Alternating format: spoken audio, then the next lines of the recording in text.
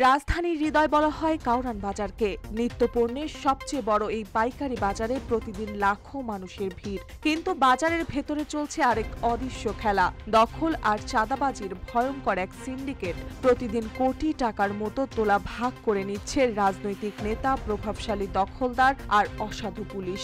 আওয়ামী লীগ ক্ষমতায় থাকতে বাজারের নিয়ন্ত্রণ ছিল তাদের হাতে, আর এখন গণ অভ্যুত্থানের পর দখল নিয়েছে বিএনপির স্থানীয় নেতারা। কাউরান বাজারের আড়ত, মাছ বাজার, ফুটপাত কিংবা ট্রাক স্ট্যান্ড সব জায়গাতেই নিয়ন্ত্রণ করছে বিএনপি পন্থী একটি শক্তিশালী চক্র।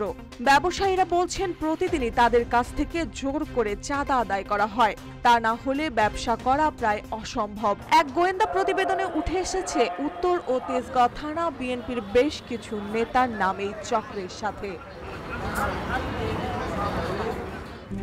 RICL TMX, যুগের পর যুগ স্থাপনা থাকে মজবুত।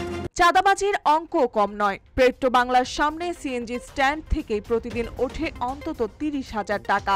21 টিভির সামনে মাইক্রো স্ট্যান্ড থেকে আসে প্রতিদিন 36,000 টাকা। কিচেন মার্কেটের পাশে ফুটপাতগুলো থেকে মাসে প্রায় 9 লাখ টাকা তোলা হয়।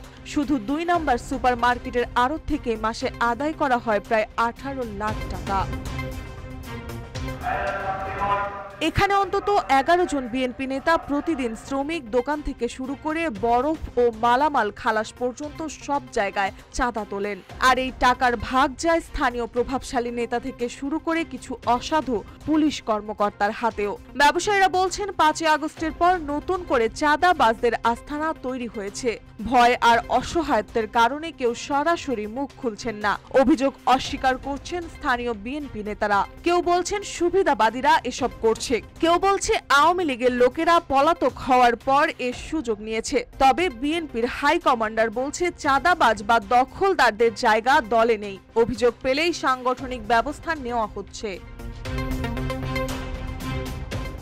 রাজধানীর সবচেয়ে গুরুত্বপূর্ণ বাজার এখন যেন সিন্ডিকেটের কবজায়।